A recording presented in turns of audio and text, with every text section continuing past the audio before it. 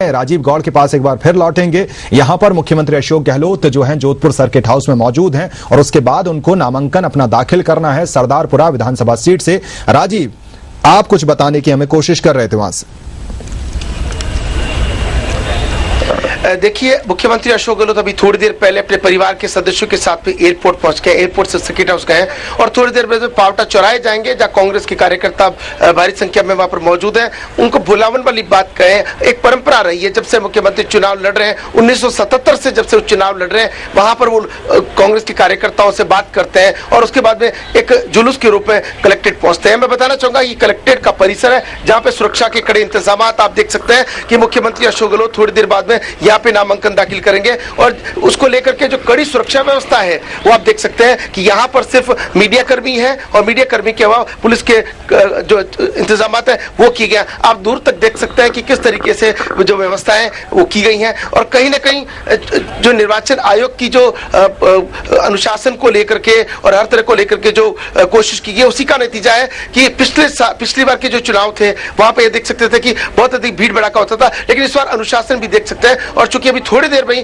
मुख्यमंत्री अशोक गहलोत अपने कुछ कांग्रेस के साथियों के साथ में ये जो आप देख सकते हैं कि ये जो पीछे निर्वाचन जहां पे ये पुलिस के कर्मचारी खड़े हैं, यहाँ पर मुख्यमंत्री अशोक गहलोत आएंगे और यहाँ अपना नामांकन दाखिल करेंगे। मुख्यमंत्री अशोक गहलोत ने 10,000 रुपए की जो एक रसीद निर्धारित होती है, अभी उनके कुछ समर्थक आए थे, वो रसीद उन्होंने कटवा दी है और संपत्ति संबंधी जो कागजात है वो भी उन लोगों ने तैयार करा लिए और बस उम्मीद है कि थोड़ी देर के अंदर मुख्यमंत्री अशोक गहलोत अपना नामांकन दाखिल करेंगे। अखिलेश, बिल्कुल, जिस तरह से नामांकन को लेकर आप तमाम बातें हमें बता रहे हैं और जहां से जिस तरह से आपने कहा कि यहाँ पर बहुत भीड़ नहीं है और आपने ये भी कहा है कि लोग यहाँ पहुंचेंगे और बड़ी तादाद में एक काफिले के तौर पर सीएम यहाँ पर पहुंचेंगे, 100 मीटर की दूरी तक वो रहेंगे।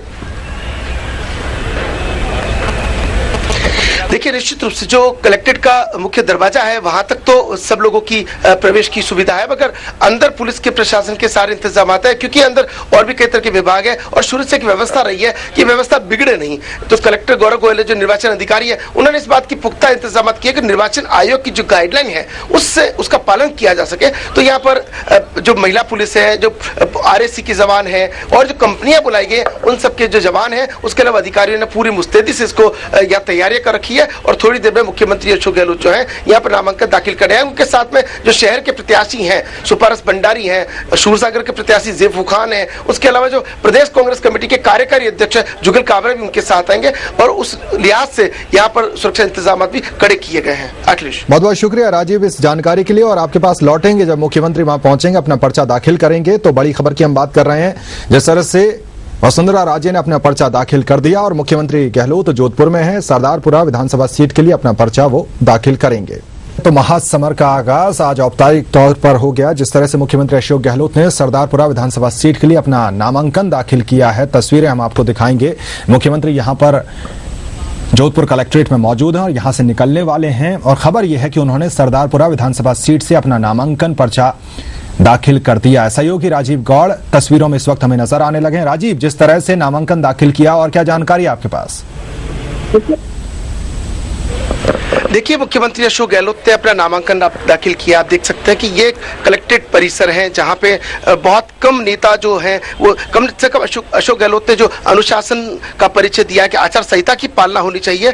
4-5 जो कांग्रेस के नेता वो पहुंचे हैं, बाकी यहाँ के वकील हैं और मीडिया कर्मियों का मेला। कुल मिलाकर के ये कह सकते हैं कि कोई जुलूस नहीं, कोई ढोल धमाका नहीं और सादगी के साथ मुख्यमंत्री अशोक गहलोत ने अपना नामांकन दाखिल किया। अब चूंकि जो औपचारिकताएं होती है वो बस शेष रही है और मुख्यमंत्री अशोक गहलोत जो अभी 10,000 रुपए की जो एक रसीद होती है निर्धारित, वो रसीद कटी है और रसीद कटने के अलावा जो कहीं ना कहीं जो औपचारिकता होती है, 4 प्रतिलिपियों के अंदर जो है आवेदन देना होता है, उसकी जांच होती है, तो वो जो औपचारिकता है वो अंदर चल रही है। और अशोक गहलोत के लिए पहला चुनाव नहीं है, तो उन्होंने इतने चुनाव लड़े हैं कि अब तो अभ्यस्त हो गए हैं, काफी अनुभव हासिल कर दिया है और अब वो मुख्यमंत्री अशोक गहलोत थोड़ी देर में बाहर आने वाले हैं। अखिलेश, राजीव, जिस तरह से पहले अनुमान लगाया जा रहा था कि कहीं ना कहीं पूरे समर्थकों के साथ पहुंचेंगे, शायद इसी चक्कर में जो मीडिया कर्मी थे वो छका गए, उनको लगा कि सीएम पहुंचेंगे काफिले के साथ, तो वो धीरे से 4-5 गाड़ियों में आए और वहां पर उन्होंने अपना काम शुरू कर दिया। देखिए, ये वाकई ये हमेशा जो परंपरा है वो मुख्यमंत्री अशोक गहलोत पहले पावटा चौराहे पर कांग्रेस जनों की सभा को संबोधित करते हैं और उनके बाद उनके साथ में यहाँ पर आते हैं। इस बार थोड़ा कहते हैं कि जैसे जैसे अनुभव होते हैं तो अनुभव के आधार पर कुछ फैसले भी बदलते हैं। तो अचानक से किसी को भी पता भी नहीं लगा और मुख्यमंत्री बहुत ही सादगी से, जो कि आज वो एक प्रत्याशी के रूप में आए हैं और कहीं ना कहीं जिस तरीके से उन्होंने अपना नामांकन दाखिल किया, बहुत सादगी के साथ सिर्फ 4-5 कार्यकर्ताओं के साथ वो पहुंचे हैं और उन्होंने अपना नामांकन दाखिल किया। तो कहीं ना कहीं साफ तौर पर सादगी और सजगता वाली बात है वो उन्होंने परिचय दिया है। तो आप देख सकते हैं कि ये जो कलेक्ट्रेट परिसर है वहां पे अब जो नेताओं को जो इंतजार है वो अपने नेता के बाहर आने का है। अखिलेश, और जिस तरह से आपने कहा कि 4-5 नेता ही उनके साथ हैं और परिजन उनके साथ होंगे, कौन कौन उनके साथ है, कुछ डिटेल्स निकल के आ पाई अंदर से? देखिए, अभी चूंकि जयपुर से मुख्यमंत्री अशोक गहलोत के साथ में उनकी धर्मपत्नी सुनीता गहलोत जो हैं वो आई हैं, उनके अलावा पुत्र वैभव गहलोत आए हैं, पुत्र वधू साथ आई हैं। तो वो चूंकि शुरू से साथ रहे और हमेशा जब नामांकन दाखिल करने के लिए आते हैं तो परिवारों का साथ आता है और कम से कम अशोक गहलोत ये भी मानते हैं कि परिवार की ही जो ताकत होती है वही सब कुछ होती है। कांग्रेस को भी परिवार मानते हैं, तो कहीं ना कहीं कांग्रेस के साथी भी साथ में है, परिवार के सदस्य भी सब साथ के अंदर है। तो आप कहीं ना कहीं एक जो सादगी वाली बात है वो आज हर किसी को, अभी कुछ कांग्रेस के नेताओं से भी हमारी बातचीत हुई है तो वो सबको अच्छी लगी कि किसी शोर के साथ नहीं, किसी ढोल धमाके के साथ में नहीं पहुंचे, बहुत सादगी से पहुंचे। राजीव, जिस तरह से जब बड़े नेता नामांकन दाखिल करते हैं तो वो नजारा भी हम देख पाते हैं, इस बार ऐसा क्यों हो रहा है कि अंदर का तस्वीर हम नहीं देख पा रहे?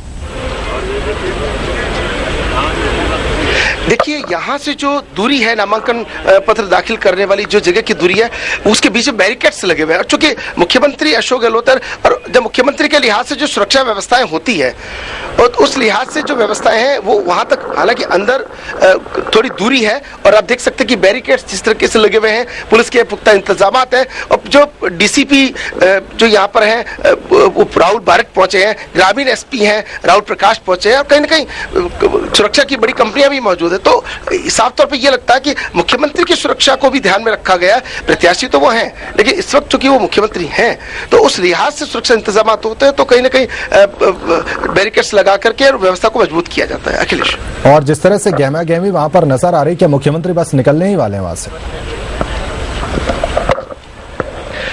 बस देखिए, बस मुख्यमंत्री अशोक गहलोत बाहर आने वाले हैं। आप देख सकते हैं कि सुरक्षाकर्मी और जो पुलिस के लवाजमे के अलावा जो राजीव आपको मैं रोक रहा हूं यहाँ पर क्योंकि हमारे पास वो तस्वीरें हैं जिस वक्त मुख्यमंत्री अशोक गहलोत नामांकन पर्चा दाखिल करने के लिए पहुंचे थे, कितनी सादगी से पहुंचे थे उसका अंदाजा हम लगा सकते हैं। जैसा राजीव भी बता रहा है कि लोगों को यकीन ही नहीं हुआ कि इतनी सादगी से इतने कम काफिले के साथ पहुंचेंगे, उम्मीद बड़े की थी और मुख्यमंत्री बड़ी सादगी से वहां पहुंचते हैं। उस वक्त की तस्वीरें हम दर्शकों को दिखा रहे हैं जब मुख्यमंत्री गहलोत कलेक्ट्रेट पहुंचे थे नामांकन पर्चा दाखिल करने के लिए। दूसरी तस्वीर है नामांकन दाखिल करने के बाद जब सीएम वहां से निकलेंगे तो वो तस्वीरें भी हम दिखाएंगे, लेकिन इस वक्त दो तस्वीरें, एक तस्वीर आप देख पा रहे हैं जिसमें मुख्यमंत्री नजर आ रहे हैं, ये उस वक्त का नजारा है जब वो नामांकन दाखिल करने के लिए कलेक्ट्रेट में आए थे और अंदर की तरफ जा रहे थे। जी राजीव।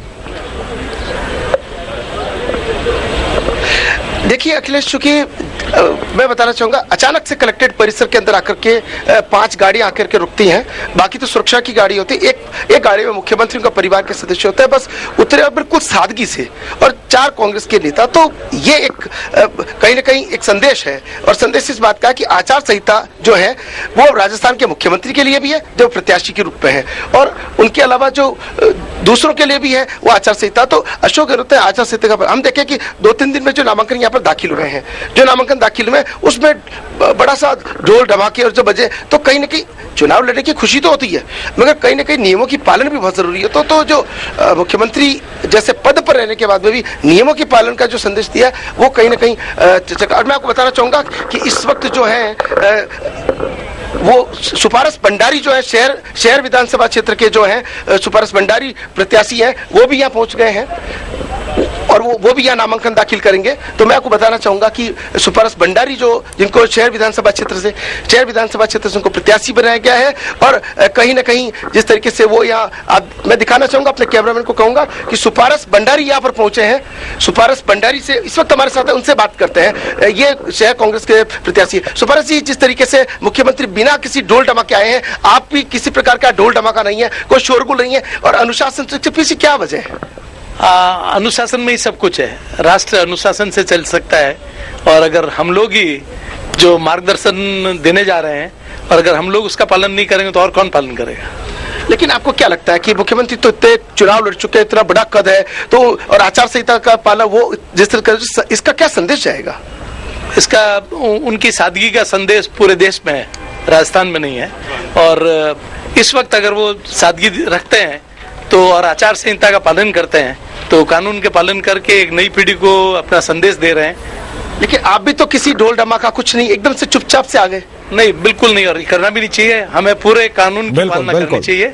और मैं तो अप्रिशिएट करता हूँ इस बात को कि ये जो system day by day develop हो रहा है इलेक्शन का, वो बहुत अच्छा है, कंट्री की डेमोक्रेसी के लिए बहुत ही अच्छा है। तो आप देख सकते हैं कि अखिलेश किस तरीके से सुपारस भंडारी जो बिल्कुल, तो सुपारस भंडारी को हम देख रहे थे, और बड़ी बात यह कि मुख्यमंत्री वहां पर नामांकन दाखिल करने गए थे, बड़ी सादगी से पहुंचे, लोगों को भनक भी नहीं लगे, और उसके बाद खबर यह है कि मुख्यमंत्री ने अपना नामांकन यहां पर दाखिल कर दिया। राजीव गौड़ को यहां पर शुक्रिया अदा करेंगे, और इस बुलेटिन में फिलहाल इतना ही। नमस्कार।